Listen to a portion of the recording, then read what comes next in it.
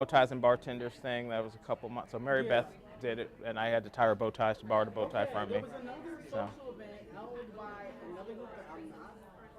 ah, Might be under maybe Underwood and like maybe James Lightfoot, some of the guys okay. you probably met there. Yeah, absolutely. Huh. Share your affinity and all that. The affinity with the bow ties. Probably have more in common than bow ties. Black men. No, I think it's a little bit more than that.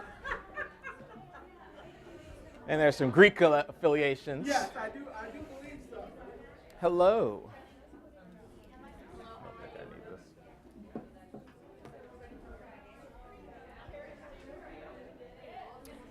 It's just muted. Okay, I don't know if I'll need it. I do project. This was for. I thought they were writing Oh, down for when they have questions questions. for the Absolutely. Audience. Okay, well, I will give it this- to Lisa in the This back. should work too. Okay, I usually don't stand behind. Huh? I usually don't stand behind a podium, Okay. but if we can give that to Lisa on the back table, and then if there are Sure. people that have questions, we can. And this mic is for the people. That's for the watching people that are remote. watching. Okay, So perfect. Thank you.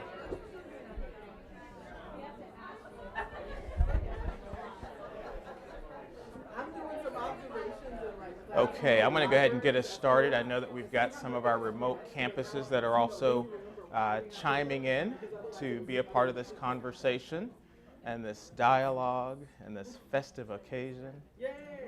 Yay. Look at that, institutional advancement up front. I like that.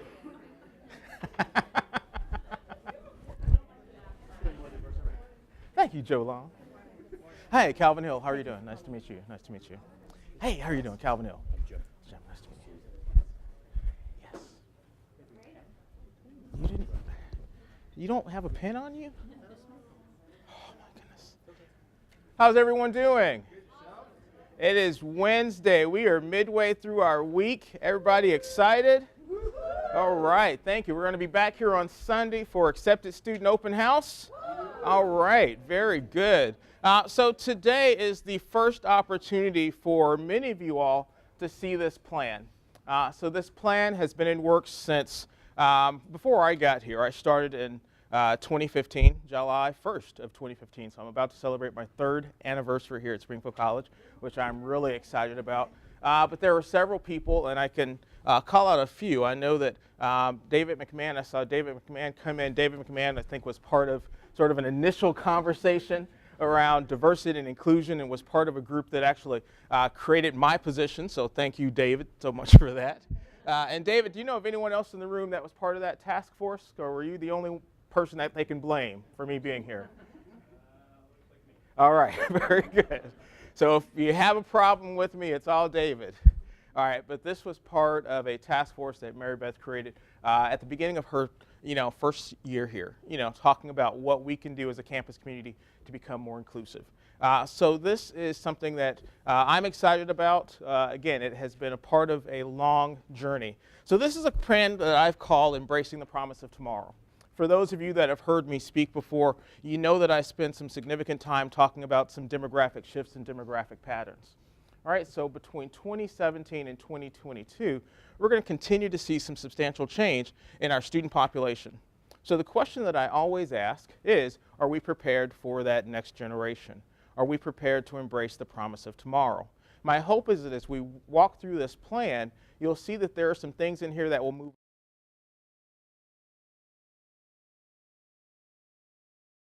All right, I used to love that show. All right, but the reality for that show is that there were never people of color in that show. Anybody ever remember seeing a person of color on the Andy Griffith Show? No. You ever remember having perhaps another language spoken other than English? I don't ever recall. You ever hear or see anyone that worshiped in any other way other than Christianity? Aunt Bee was always going to the church, playing her piano, things along those lines. But the reality is we're not going back to Mayberry, right?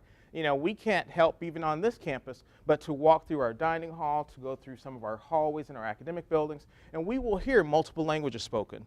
We will see people that worship differently. We will see people that perhaps have different partners than we've perhaps thought about in terms of partnering. So the reality for us is we as a campus community have to embrace this changing demographic shift and this changing demographic pattern. I want to make sure that Springfield College is here not just simply for for today, but I want to make sure that Springfield College is here in 2050. Each year, 3 to 4 colleges close about our size or a little bit smaller. Arguably, colleges are closing because we're not preparing for the future. When you look at changing demographic shifts and patterns, we are becoming a minority-majority school system. Actually, by I think 2014, our public school systems across the country became majority-minority. Now, some states are catching up, but Massachusetts is on the rise. And we know that based on how and where we're recruiting students from, we need to make sure that Springfield College is prepared for that demographic shift. So this plan walks us through that in many ways. But before I get started, I do want to say a huge thank you. This is not Calvin's plan, as you will hear from me in a second. This was not just simply something that I thought up. When I came on board, one of the questions that I asked is, do we have a plan? What is going on campus? And we had several different task forces that came together. Many of you were in the room that were part of that initial dialogue. In 2016, when Mary Beth said, hey, we want to put this as part of her strategic plan, we then broke our group into several different components, and we broke into some significant dialogues where those individuals reached out to several people across campus. So this is a plan that has probably been touched by at least 100 to 150 of us as a community. That involves our faculty, our staff, as well as our students. So again, this is not Calvin's plan. Also, as we walk through this, you'll see that it's pretty aspirational. It's aspirational to embrace the promise of tomorrow. Okay? We need to think about what we can do to make sure that Springfield College is here again, not just simply for today, but in the year 2050. So I don't plan on being here and walking you through every aspect of this. So what I want to do is just sort of hit the highlights and opportunities and then talk about some time for Q&A as you have it and you can fumble through it yourselves. But the way that the plan is structured is that there are 4 goals, and I'll talk about each of those goals here in a few minutes, but there are 4 overarching goals that we are wanting to try to make sure that we engage with as a campus community. From those goals, you'll see some objectives. This is how we want to perhaps go about answering things that we hope that we can do. And that's where you can be a part. That's where you can be a part of this journey with us. So let's begin by looking at that first goal. The first goal you'll see in the plan is if you go to page, I believe it's page 2. You'll see that first goal under diversity and inclusion goals is to increase and retain visible and invisible diversity on campus. Again, that is something that we are hoping that everyone can be a part of. That's not simply a conversation about recruitment of students. That's also a conversation about recruiting of our faculty and our staff. We want to make sure that this campus becomes a microcosm of not only Springfield, but also of the larger global community. So there are some goals in there, there are some objectives, and there are some approaches that we are trying to highlight to talk about what can we do to be representative. Some of those things have already started. So thanks to some of my faculty colleagues, we've already had some conversation on bias reduction, an ability for us to think about, why do I think the way that I think? I often talk to people about, staring and not blinking. Right? Many times, based on how we were socialized, we have these immediate reactions to people, whether it's about where they went to school, what state they're from, how they look, things those lines. And we then make a decision right then and there in terms of whether or not they'll be a good colleague, whether or not they'll fit into Springfield College, things those lines. So some faculty dialogues have already started taking place in terms of our faculty search and selection process. And we're actually going to continue that conversation by looking at our faculty handbook and incorporating some bias reduction workshops within. For our staff, we want to have these exact same conversations. So we're going to be working with Christopher and our Office of Human Resources and Jonathan to think about what we can do to incorporate diversity trainings for staff hirings. So we want to make sure that when our students walk on campus, they are engaged within a campus that, again, mirrors our community. I often share with people that when our students of color specifically walk on campus, they're more likely to see people that look like me in facilities, which is wonderful, and or in our dining services than in our professional staff and in our faculty roles. Now, we also have to understand that our majority students are seeing that same image.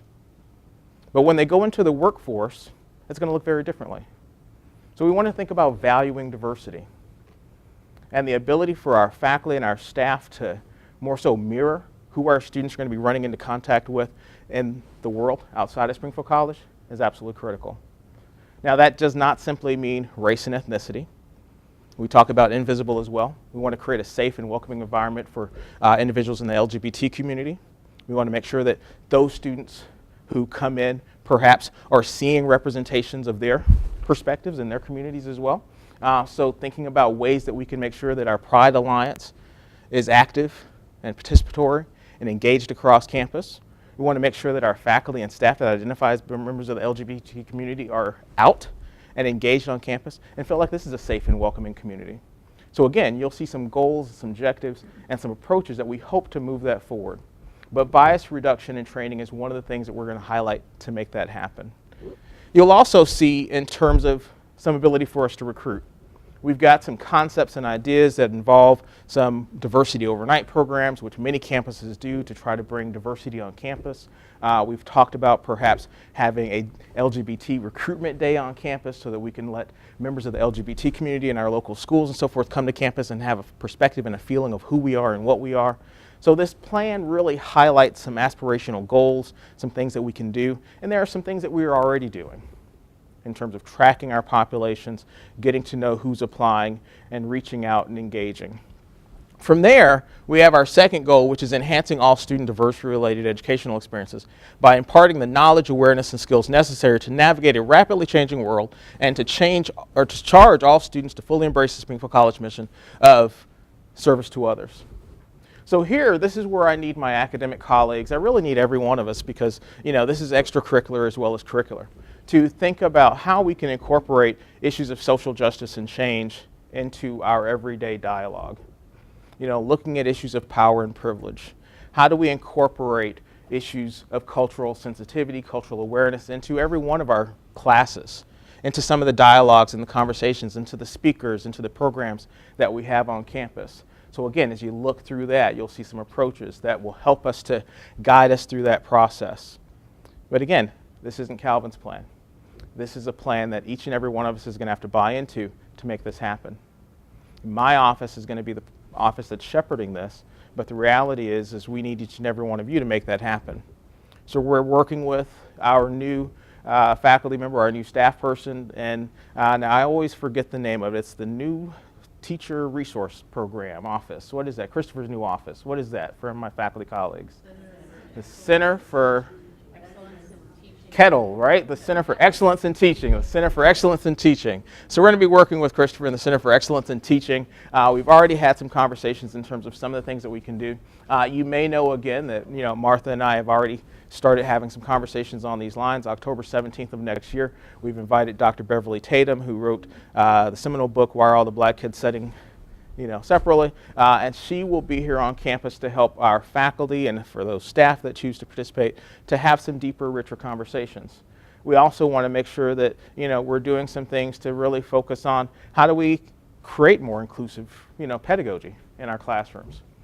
And I know that we can do this. I came, as you all know, from Worcester Polytechnic Institute, where I had a lot of engineers that were saying, hey, I teach differential equations. How do I incorporate diversity or inclusion into differential equations? And we've had an opportunity to engage and walk through, even something as simple as some of the examples that we're using in our classroom, some of the researchers that we're using, so that our students from diverse backgrounds see themselves in the literature, see themselves in the textbooks that we choose to use. So this is going to be an opportunity for us to think about our social justice criteria, looking at how that plays into who we are as a campus community, and thinking about what we want our students to walk out with. What is the value that our students are going to walk out with as it comes to their curriculum and how it's going to feed into who they are as they leave Springfield College, especially as they think about service to others. Our third goal is to ensure the Springfield College campus is accessible. That has two components to it. One is from an ADA perspective and an accessibility perspective for those that perhaps have some differences in terms of mobility, sight, and or hearing. We want to make sure as a campus community we are welcoming and open and safe for individuals from those perspectives to come on campus. Again, you're going to see some goals, some approaches, and some concepts that will hopefully move us forward in that realm. But this can start by some of the things that we were already doing on campus. You already know that we have an affiliation with the Davis Conderas Center for Inclusion. We've got a deaf community home that is affiliated with the campus community. We created that house so that we can create some type of synergy between young adults who are transitioning from high school into an environment where they can be around similar age peers. But one of the things that we're missing when those young adults come on campus is communication access. So I know that for me, my signing is not very good, but I continue to work on it. And I know some of you all are taking sign language, but you're going to hear and talk about some of the things in a few minutes that we can do to make sure that we are engaging in that population. You're going to also hear about some of the initiatives that Greg and our facilities department, Felicia and myself, and some of you are already talking about in terms of our campus master plan. When we see something on campus, whether or not it's a building or an elevator that's not operative, who do we go to? How do we communicate with our students, our faculty, and our staff and our visitors about parking and access to buildings on campus? One of the things that Greg and facilities and our marketing team just came up with is an accessibility map that will be on our webpage. So you'll find out where parking spaces are next to certain buildings. You're going to find out where accessible entrances are next to certain buildings.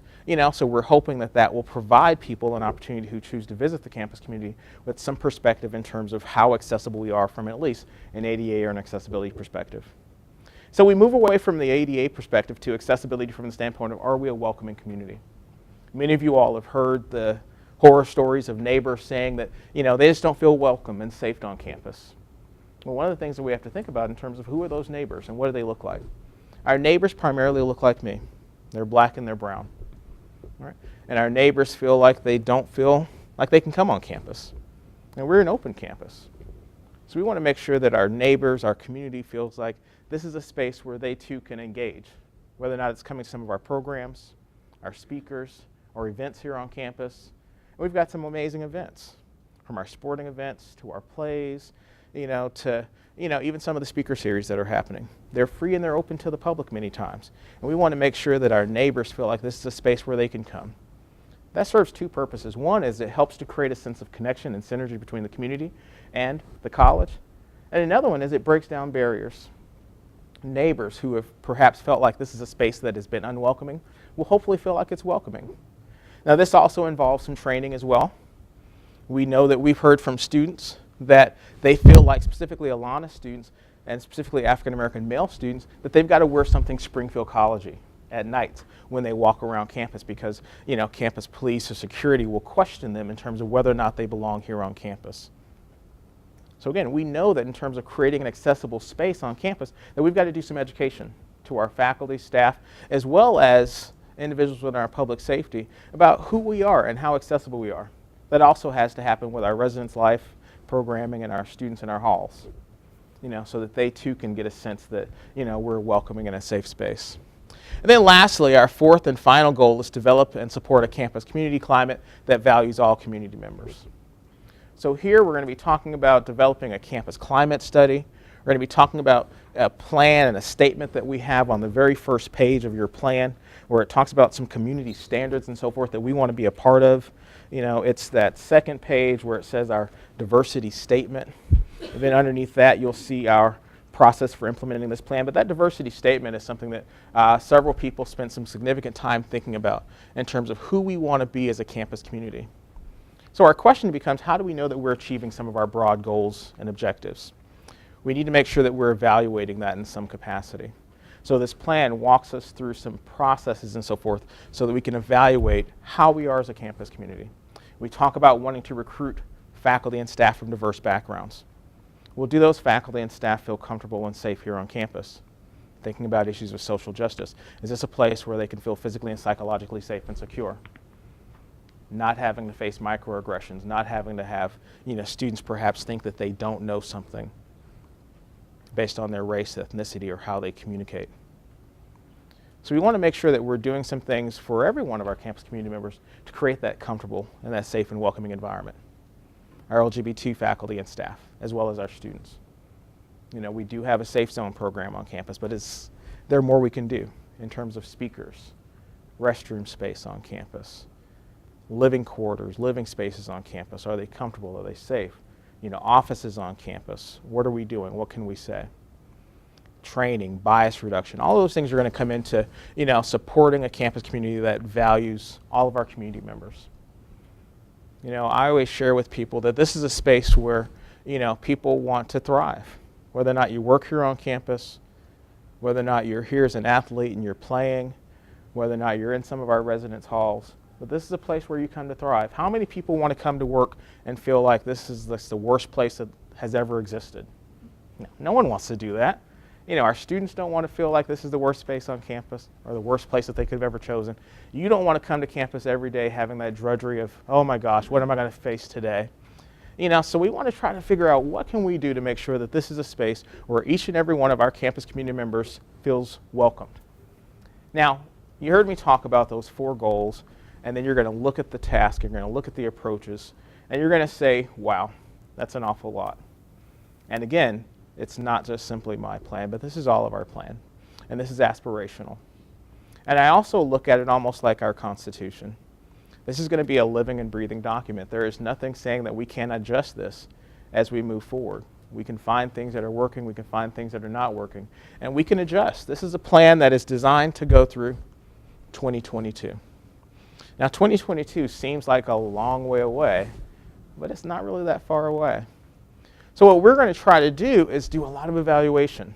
So that's one of the things that we've been missing over the last couple of years around inclusion perspectives, in terms of what are we doing, what's working, what's not working, so that we can make sure that we truly are becoming that campus community that everyone feels engaged in.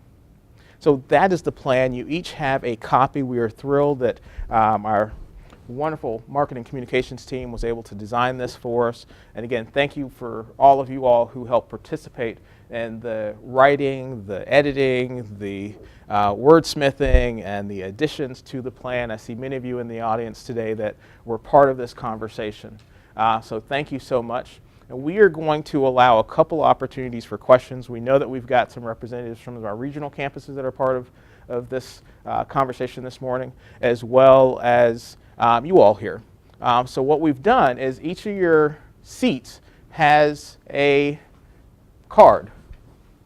What I'd like for you to do is, if you think about some questions that the entire campus community can be a part of, please write it down. If you want to ask a question right now, please feel free to do so. If you want to write a question and have myself or Lisa or someone else get back to you, just get the card back to us before we end. All right, but I want to talk about some ways that we can get involved. So you see the plan, and you've heard me talk about a lot of things that we can do. So here's what I need your assistance on. I need you to examine your own conscious behaviors. Again, if we are truly going to create a campus community where everyone feels welcome, we need to ask ourselves why we believe what we believe. So we need to think about our own socialization. We need to think about how and why we do certain things the way that we do. Now, this is going to impact how we communicate with people that are sitting in front of us. This is going to impact how we engage with our donors. This is going to impact with how we engage with students that are coming to our desk. This is going to engage with every aspect of who we are as a campus community. For our faculty, who we call on, who we don't call on in a classroom environment. But why do we think the way that we think? So we have to go back and think about our stereotypes, our biases, and where they come from. So I've put up here the Harvard Implicit Bias Test.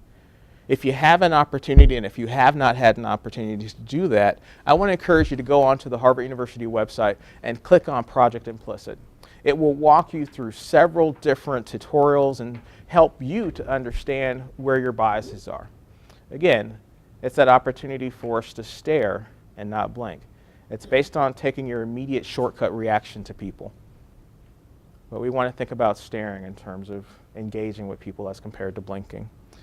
Support an intern. You're going to hear from Kelly Gomez, who is our Candaris Davidson Center liaison, as well as the program assistant to our office. We have just gone into partnership with an organization called Project Search. Next fall, we're going to have 2 to 3 individuals that are autistic here on campus, and they're going to be seeking some spaces to do some internships. What I would like for you to do is think about, can my office host an individual? Our office had an opportunity to host someone through MRC about 2 summers ago, and it was both a challenging and rewarding experience. And I want to encourage you all to think about creating those types of opportunities because, again, it opens our campus community to different perspectives and different ideas and allows us to think about who we can engage with and who we see. You heard me talk earlier about our Candaris Davidson Center for Inclusion. We've got 4 to 5 residents that are typically on campus almost every day. They are in the dining hall. I know that they're downstairs quite a bit in our food court. They're in the library quite a bit. They're in our wellness center. But if you see individuals that are signing, engaged with their assistants here on campus that are with them, try to engage. Say hello. It's hello. And just try to connect with them. Because the goal for them is to make them feel like this is their home as well. They live just adjacent to the campus community, and they are on campus probably 6 hours a day. And rather than having isolation in terms of connections, let's make sure that they feel connected and included here on campus as well. In addition to supporting an intern, I want you to just support our campus community. Support our students from diverse backgrounds, support our students that are coming in that are dealing with all sorts of issues and crises that are going on. I just found out that our men's volleyball team has a game coming up. They're going to be selling t-shirts because they have a number of our men's volleyball players that are from Puerto Rico, as you all know, and they want to continue to help and support their families at home, many of which still are living without lights, without water, without some, basic necessities. So whenever we can hear about or think about some of our community members that are in crisis, let's think about how we can engage, how we can pull around them. Let's strive to become a Springfield Diversity Champion. One of the things that you are going to see us doing going into next year is we're going to announce this award. And we're trying to figure out how big of an award it's going to be. I don't think it'll quite be the Cheney Award, but it's going to be a really good award. But we're going to have your colleagues write recommendations for people, and we want to recognize probably a faculty, staff, and a student on campus for some amazing work that they're doing around issues of diversity and inclusion and trying to create a welcoming space on campus. So we want that to be something that every one of our campus communities strives to be a part of.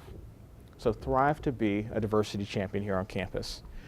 We have 2 opportunities to join 2 task force. If you are interested in joining one of our task force, I would like to ask that you put that on your index card and get that to Lisa before you leave.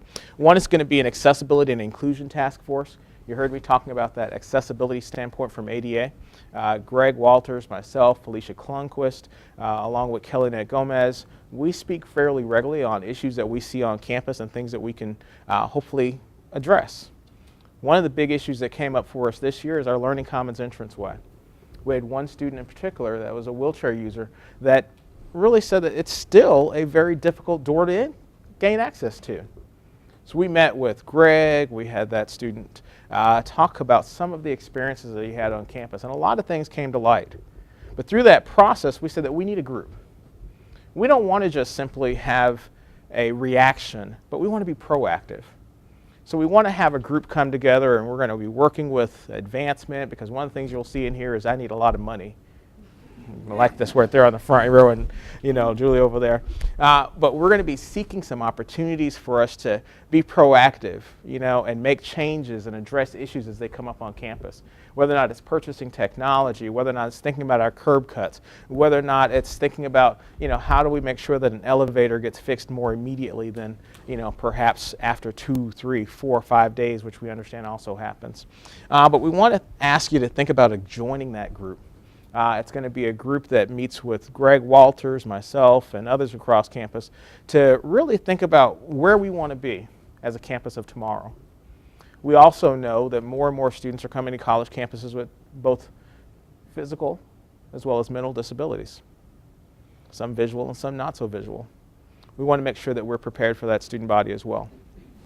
And then lastly, I want you to think about joining the Diversity and Inclusion Task Force.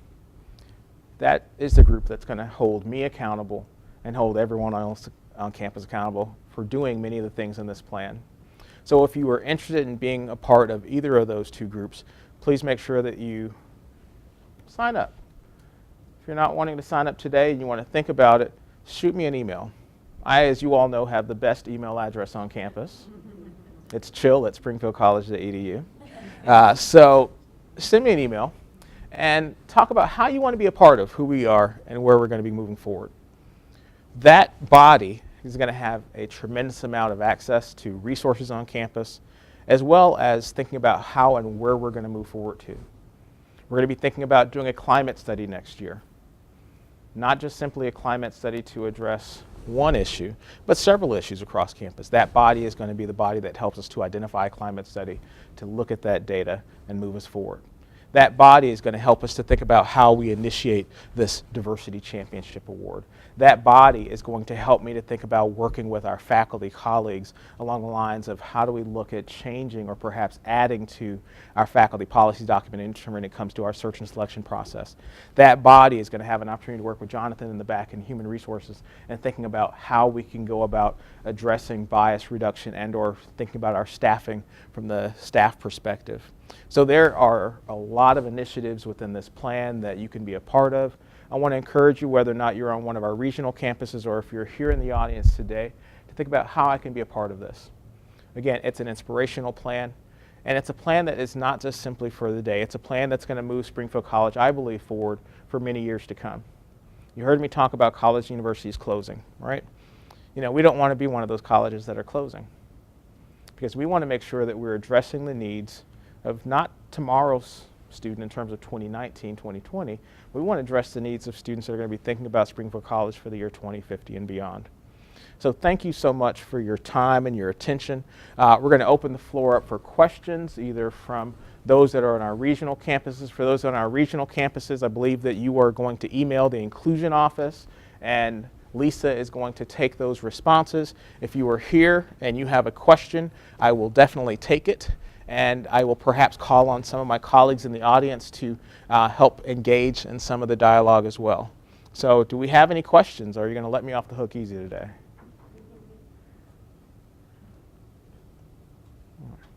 I don't bite either. All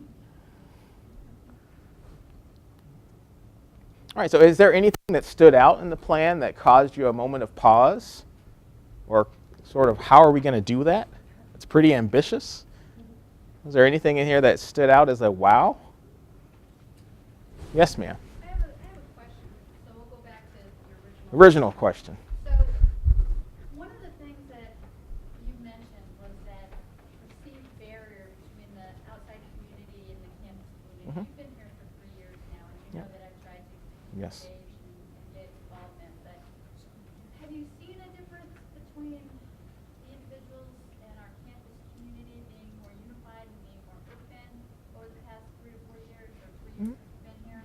Or Yep. is there still a large barrier to overcome before we're seen as a safe environment? Yeah. Well, I will share with you that, again, what I'm hearing from certain communities, you know, we've been doing a lot more activities to open our doors up to. We've got a K through 12 initiative now that's run out of our office. We've got our Education and Leadership Luncheon. We host the Build and the WISE leadership conferences.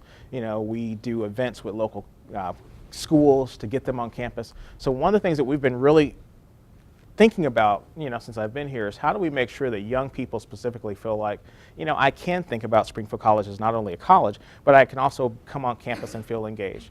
Now, there are going to be some community members that are going to look at us, you know, based on their history, you know, and think, you know, the college is never going to change. What they're doing is lip service. But what I try to do is engage in those populations. I had the great pleasure last week of going to meet one of our neighbors that lives right off of King Street. An 80-year-old woman that called the college and complained about some issues that she was struggling with, that she wanted us to fix. Now, they weren't things that we were doing, you know, like we can't control leaves that are flying around and getting into her yard, but she wanted to be heard.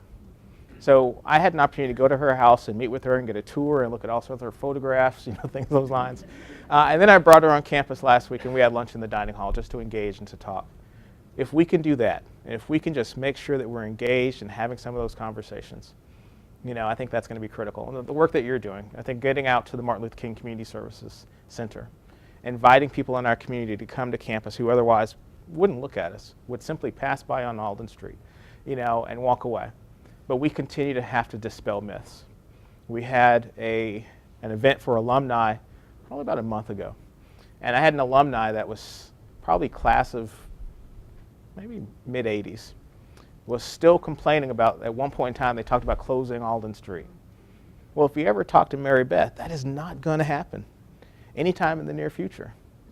But they were still upset because we had talked about it. You know, so what we've got to do is just keep doing the work that we're doing.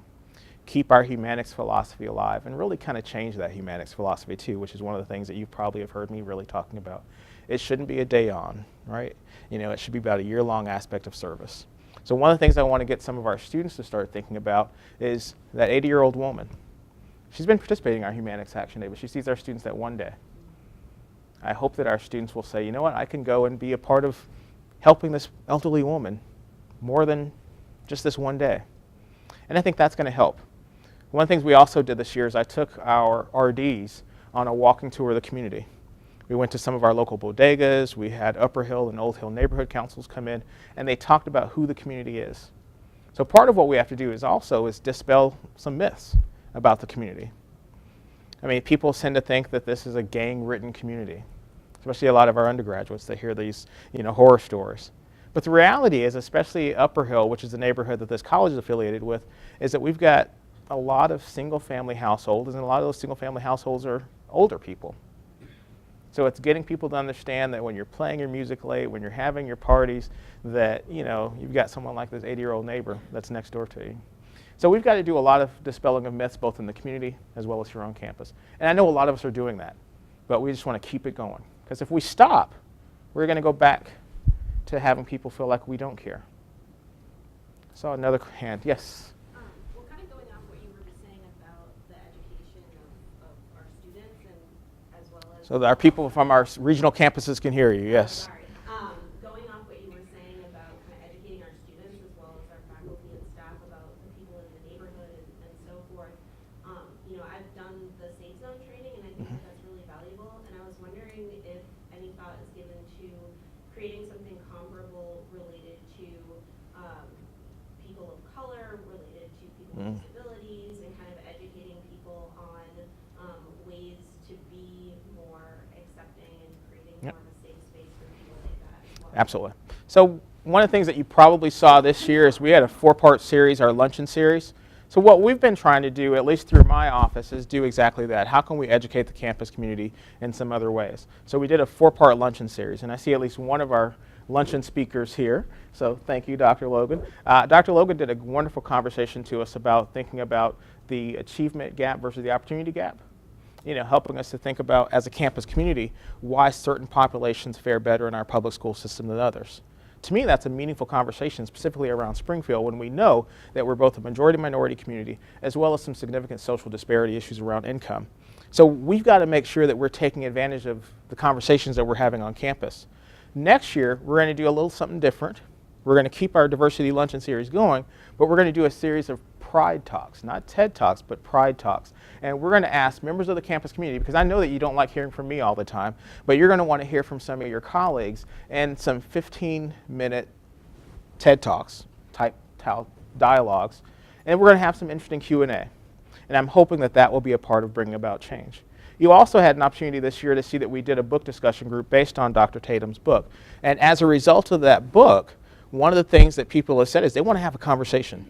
They want to have a conversation that maybe doesn't require them to have the readings done on a monthly basis, but that they can dive into some interesting articles and or just talk about current events.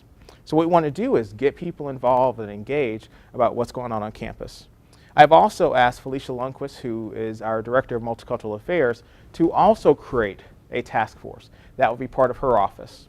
She is the programming wing of the Inclusion Office. So as she thinks about doing programming, she is going to be reaching out and asking you all, as members of our campus community, to be a part of some of the planning that she's doing for Indigenous Awareness Month, for Hispanic Heritage Month, African American History Month, whatever the case may be. She's going to ask you, how can we be a part of that?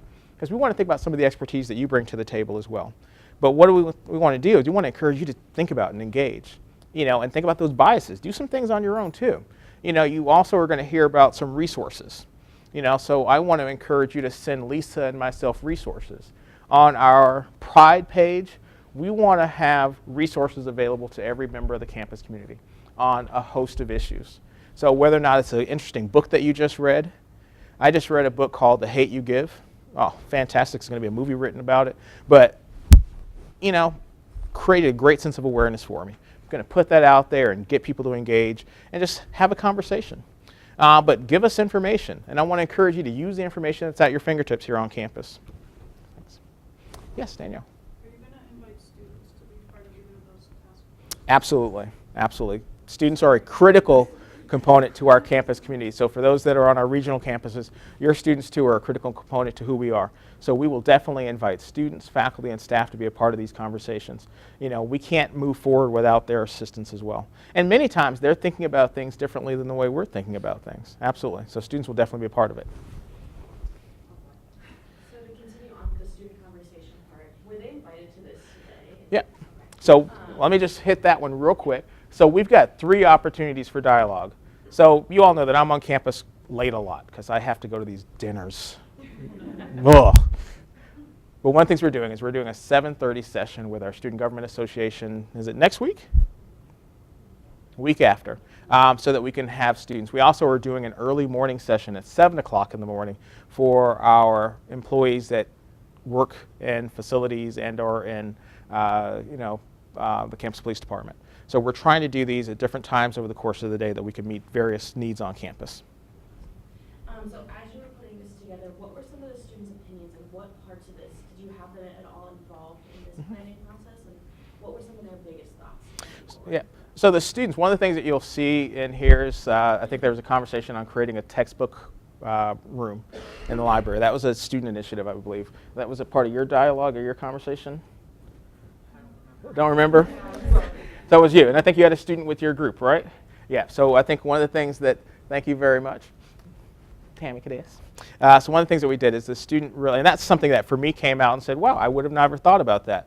But many of our students, because they're thinking about issues that we're not thinking about or saying yet, we have students, and there's a research study that I will send out, again, thinking about links. I had a colleague that's doing a dissertation on issues in terms of socioeconomic status in students and the number of college-age students that are living at or below poverty. But knowing that that's the case, we know that some of our students are coming to campus and they can't purchase textbooks. You know, so someone who had connected with their colleagues said, you know, we should have some type of a room in our learning commons that has textbooks that every one of our faculty and staff can let the library know or give a desk copy that stays in the library. You'll also see that one of the initiatives that we're going to be working with Institutional Advancement on, I know that they're not going to be happy with me because they like to give money to the strategic whole college fund, but I want to do some targeted giving. All right, because we want to make sure that students can give to places that they feel like they have connected with. All right, so you're going to see that I want students to give to the John Wilson Book Scholarship, for example. Many of our students of color felt like that was a significant part of who they were on campus. And they may not give to the larger campus community, but they'll give to that. You know, so we're going to be thinking about some issues for targeted giving. You know, so those were 2 issues that I can think of right off the top of my head that were very student-driven. Tammy. Actually, just to add to that, one of the other points that was brought up with the library for the Learning Commons book room was financial access, but also students with differing abilities. Absolutely. Not being as comfortable having a backpack that weighs Correct. pounds. It, would be easier for folks to be able to go in and access whatever the materials they need Absolutely. in a safe space in the Learning Yep. Commons. Absolutely. So 2 pieces of accessibility Correct. that were brought up with that. Good. Thanks, Tammy. Other comment? Yes. This is actually a multi-question. I'll do my best to multitask and answer it. Yeah, so going along with this idea of socioeconomic status and hardship, I noticed that it's not part of the diversity statement. Was that a conscious decision? No. Okay. No. So one of the things that we didn't think about is putting in, especially as we define diversity class, but that is something that if you look at in terms of our recruitment, it's very much a part of our recruiting strategies. Because we know that as the college continues to hit this year well over $50,000, that we want to make sure that it's an accessible college experience. So again, thinking about ways that alumni can give, thinking about scholarships, thinking about how we admit, things along those lines are a part of it. But again, this is a living and breathing document. There is nothing that says that we cannot create another aspect of it in there. I also usually put in diversity of thought into statements. I didn't put diversity of thought into this one either. But. Do we have any hard numbers about the hardship that our students are experiencing over multiple aspects, not just access to textbooks? If not, do we have a plan to kind of get that information? And if so, is there a way to aggregate, like since we saw summarize those numbers and share it with faculty, maybe at Faculty Institute, so we can be a little bit more conscious when we're, working with our students over the semester. So we can plan for that ahead of time, knowing after the fact that half my students don't have their textbooks. Yeah. It's kind of too late.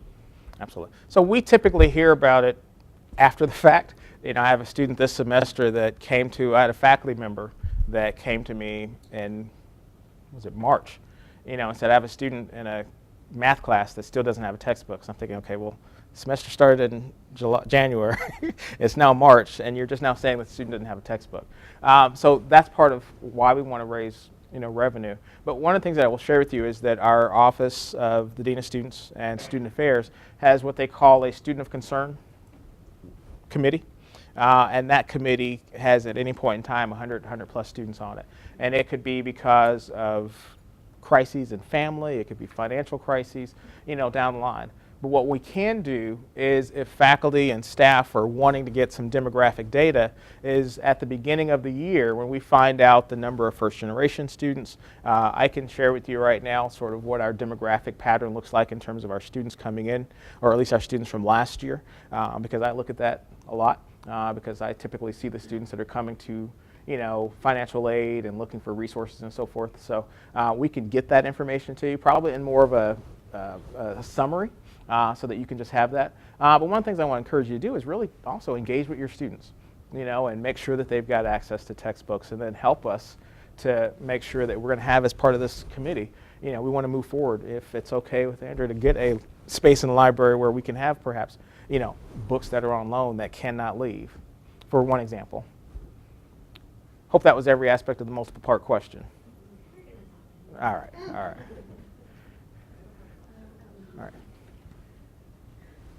Since the textbook thing came up, I just want to understand how we're going to share our successes as well as our concerns.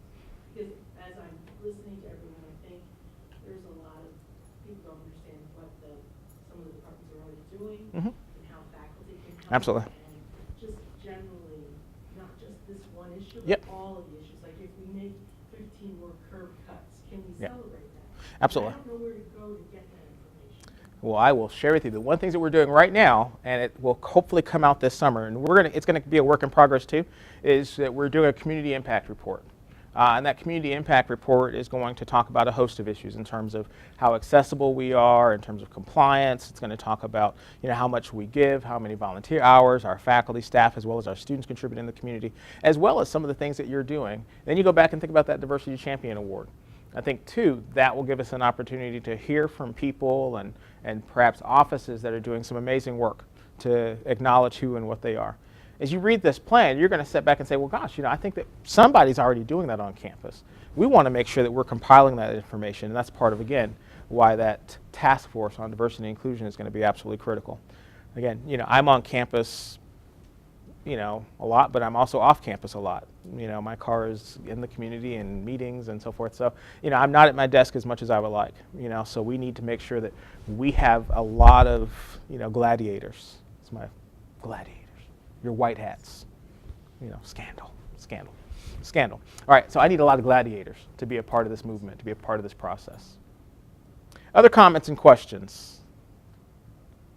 All right, so let me share with you that one of the things that we want to do is we also want to put a Q&A section on the PrideNet page. If you've got a question that you believe that other people across campus may want to know that didn't get addressed here today, please write it down. Lisa and I will compile those, we will answer those, and it will be available on the PrideNet page so that people can just go and have access to. I also want to encourage you to think about, again, volunteering for one of our committees. Either the committees that I will be forming through this strategic plan, Embracing the Promise of Tomorrow, or one of the committees that Felicia is going to be putting forward in terms of some of the work that she's doing.